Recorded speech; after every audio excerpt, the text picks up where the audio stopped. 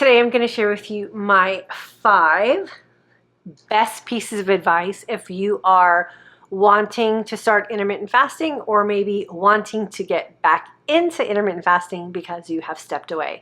Welcome to today's video. My name is Ann Parham. I am a fasting mindset coach. I coach women on the mindset approach to intermittent fasting so we can have a happy and healthy life.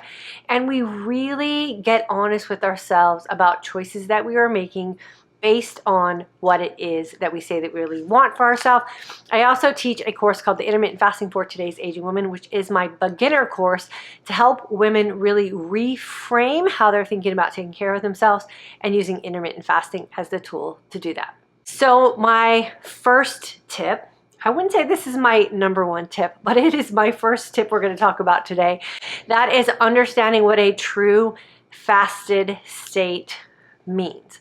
So we can fast, meaning we are going to not consume any food, but that might not be enough if you are a woman who maybe is transitioning through menopause, your hormones are a little out of whack, and you're having a really difficult time losing weight or managing body fat accumulation. Being able to lose weight or managing how your body is accumulating and holding onto body fat, the best way to alter that or get yourself back into a loss mode is to really understand what a fasted state is. So a true fasted state is when your body has the opportunity to turn inward and feast off of storage.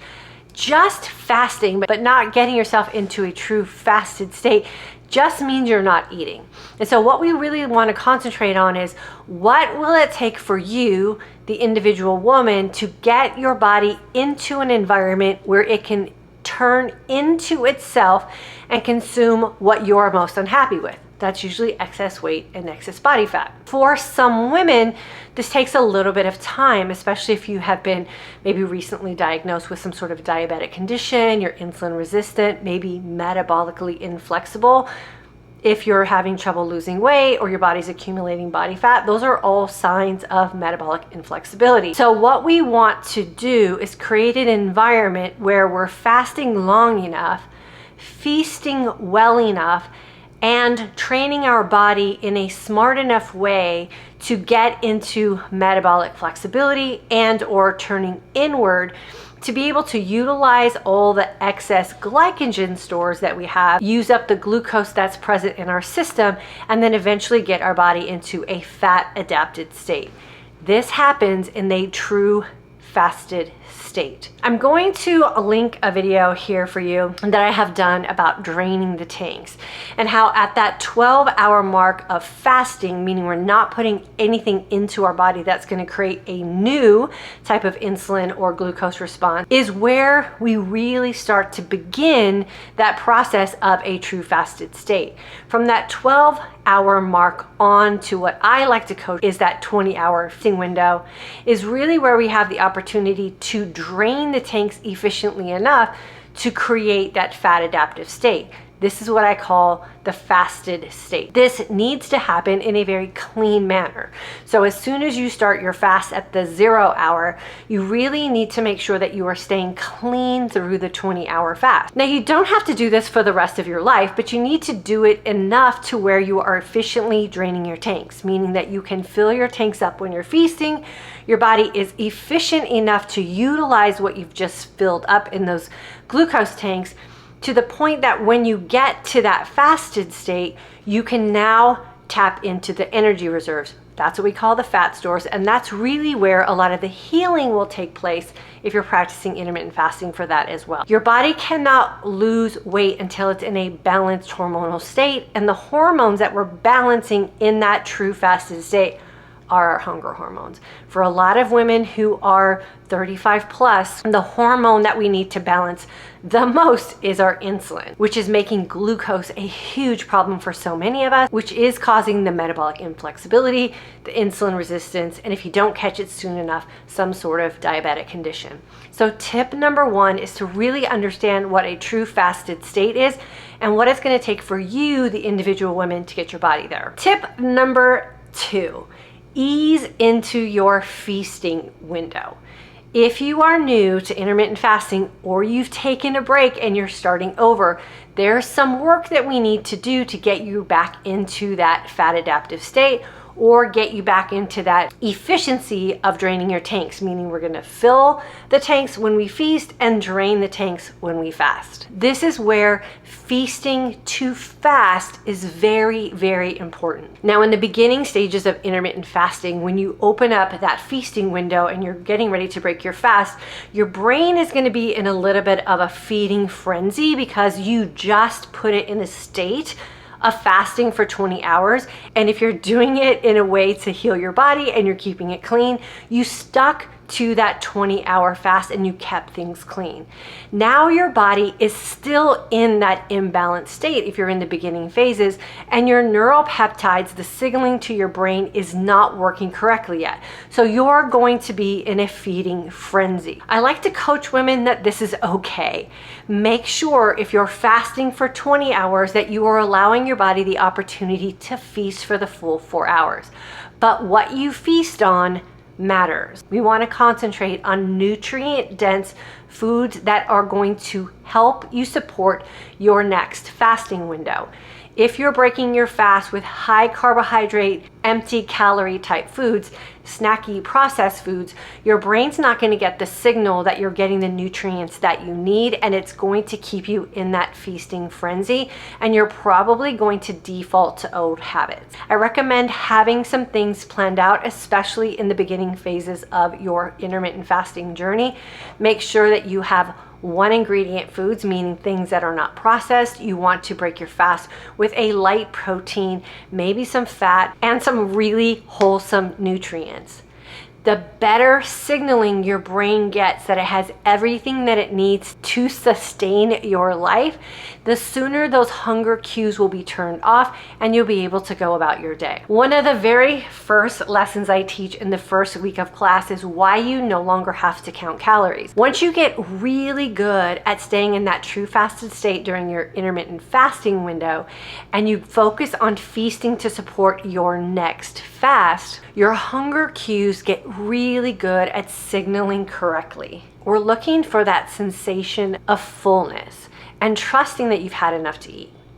What I teach you in the very first week of class is that your body, when in a true fasted state, turns internally to feast on its own storage. Again, it's usually the things that we're complaining about: inflammation, extra weight, and fat storage. So you will get enough calories just from your fasted state, especially in the beginning when we have excess. The more proficient you are with your fasting and your feasting, and the longer you maintain this lifestyle, the more you can support what it is you say you really want for yourself in your feasting window, just simply because your body won't have as much to feast on. Nutrient-dense food, as minimally processed as possible, and you'll want to stay away from empty, non-nourishing carbohydrates when you break your fast. Tip number 3. Drink your water, and if you feel like you've had enough water, you probably need to drink some more water. I recommend 100 to 150 ounces of water every single day, preferably mineralized water. We're all walking around dehydrated and we don't even know it. Being properly hydrated doesn't just mean getting fluids in you, it also means making sure you have the minerals that you need to support your system. Sodium, potassium, calcium, and magnesium. 100 to 150 ounces of water.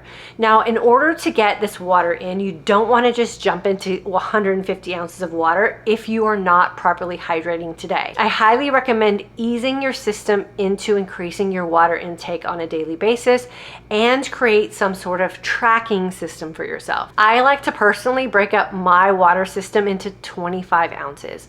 I have 25 ounces first thing in the morning when I wake up. I don't allow anything else into my body, meaning no coffee, until I have 25 ounces in. I try to get 25 ounces in just a couple of hours later, and I break 25 ounces up into about 2-hour increments until I get to the end of my day. You have to physically track your water intake. If you rely on your memory or the simple fact that you're just carrying around water all day, I promise you, you are not consuming it. You have to track how many times you either open up a new bottle of water or how many times you've emptied and refilled your water bottle for the day. If you don't have a system, it's almost guaranteed that you're going to walk around dehydrated. When we are fasting for 20 hours a day, our body is absent of minerals simply because we're not eating or we're not putting anything into our body. So this is the best opportunity to replenish what it is we're not getting through food, simply through the water that we're drinking and supplementing with some extra minerals. I guarantee you, if you're feeling fatigued, if you're feeling hangry, if you're feeling tired, if you're feeling hungry, if you're feeling irritable during your fasting window, that's usually a pretty good sign that you're simply dehydrated. Drink your water, you'll feel much better. Fourth tip for helping you create an intermittent fasting lifestyle that will last and to get all the things that you say that you really want for yourself. For most women in this community, that is weight loss, fat loss, and looking and feeling our best. You really need to figure out a way to get some workouts in. I know for a lot of us, it's something that we haven't really created a routine yet, or maybe we just haven't simply felt a win in yet. But as we age, it is so important to make sure that we're getting adequate strength training and to move our body to maintain a proper glucose balance. It doesn't mean that you have to go join a fancy gym or you have to go out and buy a Peloton bike. It just means that you have to be aware of what you're doing in your everyday life. We do not want to be that woman who falls down and can't get herself back up. We don't want to be that woman who sits on the sidelines while your family participates in activities that you have to pass on because you're physically unable to participate. We don't want to be those women. So do some push-ups, do some plank work, do some squats around your house, walk up and down the stairs in your home several times a day. Find a friend to go walk around the neighborhood with. Walk your dog a couple times a day. Your dog will totally appreciate it. See where that takes you. You'd be surprised with some consistency over time how you will be able to amp up some of the activities that you can participate in that you don't think you're capable of doing today just because you're doing nothing. One of the things I coach women on with upper body strength and the ability to get ourselves up off the ground in the event that we fall down is to sit on the ground or lay on the ground when you're watching TV at night. Practice pushing yourself off the ground when you don't have to. I always recommend practicing for life before life happens. So get on the ground, lay down, put yourself in a prone position. See how many times you can lay down and push yourself off the ground into a standing position in a night when you're just sitting around watching TV. Take the stairs instead of an elevator. Park your car really far away in a parking lot from where it is that you want to go. Anything that you can do to keep your body moving will benefit you. Most importantly, we want to make sure that we're maintaining our physical strength so that we can continue to participate in our life. This will also help you immensely with your intermittent fasting goals. We want to be able to fast long enough to reach our goals, feast well enough to reach our goals, and train smart enough to reach our goals. I call this the trifecta to aging successfully. And intermittent fasting and training smart go beautifully together. And the fifth, and this is what I would call my most important tip with intermittent fasting, is you have to be honest with yourself. Are you really fasting or are you just not eating? Are you feasting to support what it is you say that you really want for yourself? Or are you in denial about some of the food choices that you're making? And look, we don't have to become nutrition extremists. I like to live by the 80-20 principle. 80% of the time I am focused and I am on track. And 20% of the time I allow for memory-making moments, social events, going out to dinner on a Friday night, whatever it is you want to do, vacation, work events, that's the 20%. The problem a lot of women have is they bring the 20% back with them into their everyday life and they end up living 100% on memory-making moments or vacation-like lifestyles, and they forget to go back to what really matters and was getting them results. So if you're someone who has been practicing intermittent fasting, but you stepped away, check out your ratios for the lifestyle that you're living. Are you living 80% within the means that you know get you the results that you want, and 20% flexibility to allow for life and memory-making moments? And then you have to be honest about your food choices.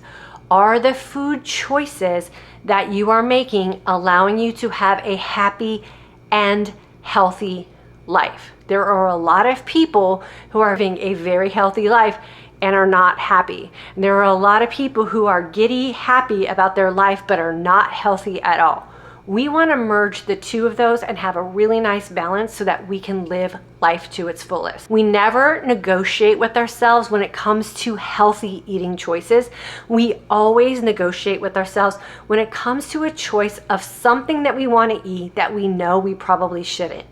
How many times are you catching yourself in a negotiation about food? And is that worth it? How are you going to feel as soon as you are done consuming that food? And will that be worth it for you? There have been lots of diets that we have all tried. And the only reason that diet stopped working for you is because you've stepped away from that diet.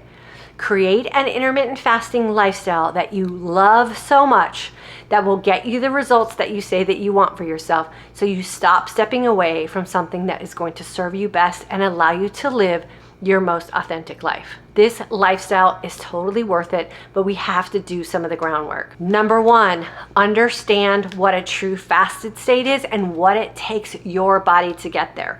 If you're not sure, I highly recommend either monitoring your blood glucose or doing some glucose and ketone testing. And I will link some products for you down below that you can go check out. Don't guess. In today's environment, we are so blessed as everyday people to have access to some amazing tools that will provide us some feedback so that we know that the decisions that we are making are either working for us or they're not. Don't guess, because you're probably going to guess wrong. Get the information by testing and then make some really informed choices for yourself. Get yourself in a true fasted state. Number two, ease into your feasting window and feast to support your next fast. We know what foods are going to serve us well. We have to make sure we stay conscious in our decision-making process. Drink your water, and then drink some more water. The goal is 100 to 150 ounces a day. Create a system where you can track it. Don't guess. If you're not feeling well with intermittent fasting, it's usually because you're dehydrated. You need the water and you need the minerals. Check the description box below. I will list some options for you. Number four, move your body for longevity. Make sure you're doing some basic strength training, push-ups, planks, getting yourself off the ground, squats, anything that you think is going to make your life better and make you function in it in a more proficient way. And then also move your body for basic glucose management. A sedentary life is a life that you're going to end up feeling sick and tired. Make sure you're moving, move throughout your day, track your steps, whatever you need to do, but you want to make sure that you're training smart so that you can live a long, happy life. And then the fifth tip, which I think is the most important tip and the most crucial tip for success in anything that you say that you really want for yourself, and that is be honest. The only person that's going to lose if you're cheating yourself out of the best decision is you. And you'll be the only person to blame for that. It is really easy to be honest with yourself. And when you create a lifestyle that you love, you never have to leave your life. You can take it with you wherever you go. You can intermittent fast on vacation. You can intermittent fast on a work trip. You can plan social events around your fasting window. Create fasting into your life. Don't try to manage your life around fasting, and you will live a long and healthy life. And yes, you will lose weight, you will lose body fat, and most importantly, you will improve your health. Those are my 5 tips for practicing an intermittent fasting lifestyle so that you can lose weight, but you don't have to focus on the weight loss. If you focus on these 5 tips, the weight loss will happen on its own. If you are interested in joining my intermittent fasting for today's aging woman course, where we take the mindset approach to intermittent fasting and we don't worry so much about nutrition rules or diet protocols, check the information down in the description box below, and I'll also include an information link for you here. I hope to see you in class soon.